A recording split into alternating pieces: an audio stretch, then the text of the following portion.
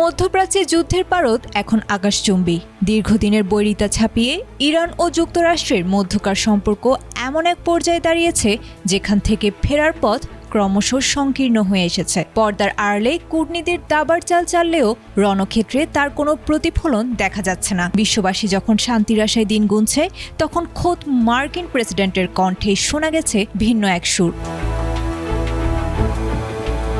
মার্কিন সংবাদ মাধ্যম এনবিসি নিউজকে দেয়া এক বিশেষ টেলিফোন সাক্ষাৎকারে ডোনাল্ড ট্রাম্প জানিয়েছেন, ইরানের সাথে এখনই কোনো চুক্তিতে পৌঁছানোর জন্য তিনি প্রস্তুত নন। যদিও তেহরান প্রশাসন আলোচনার জন্য যোগাযোগ করেছে, কিন্তু ট্রাম্পের স্পষ্ট কথা, শর্তগুলো এখনও যুক্তরাষ্ট্রের মন মতো হয়নি। ইরানের পারমাণবিক কর্মসূচি পুরোপুরি বন্ধ না করা পর্যন্ত কোনো সমঝোতা সম্ভব নয় বলে তিনি স্পষ্ট করে দিয়েছেন।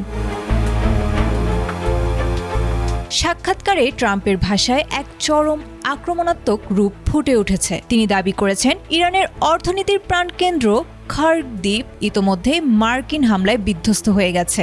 এমনকি বিদ্রূপের সুরে তিনি বলেছেন, যুক্তরাষ্ট্র চাইলে সেখানে কেবল আনন্দের ছলে আরও কয়েকবার হামলা চালাতে পারে। শুধু তাই নয়, ইরানের ক্ষেপণাস্ত্র ও ড্রোন তৈরির কারখানাগুলো বর্তমানে ধ্বংসের মুখে বলে তিনি দাবি করেছেন। ট্রাম্প আরও বিস্ময় প্রকাশ করেছেন ইরানের সাম্প্রতিক কিছু সামরিক সিদ্ধান্তে, বিশেষ করে উপসাগরীয় অঞ্চলে যুক্তরাষ্ট্রের মিত্র দেশগুলোর ওপর হামলার ঘটনায় তিনি ক্ষুব্ধ। কোনো প্ররোচনা ছাড়াই কেন এই হামলা চালানো হলো তা নিয়ে প্রশ্ন তোলার পাশাপাশি তিনি মিত্রদের পাশে থাকার দৃঢ় প্রত্যয় ব্যক্ত করেছেন। এদিকে ইরানের নতুন সর্বোচ্চ নেতা মোজতবা খামেনির নীরবতা নিয়ে সন্দেহ প্রকাশ করেছেন ট্রাম্প। জনসমক্ষে তাকে দেখা না যাওয়া কিংবা তার কণ্ঠস্বর শুনতে না পাওয়া নিয়েও প্রশ্ন তুলেছেন তিনি। তেলের বিশ্ববাজার নিয়ে উদ্বেগ থাকলেও ট্রাম্প তা উড়িয়ে দিয়ে বলেছেন, বাজারে জ্বালানির পর্যাপ্ত যোগান রয়েছে।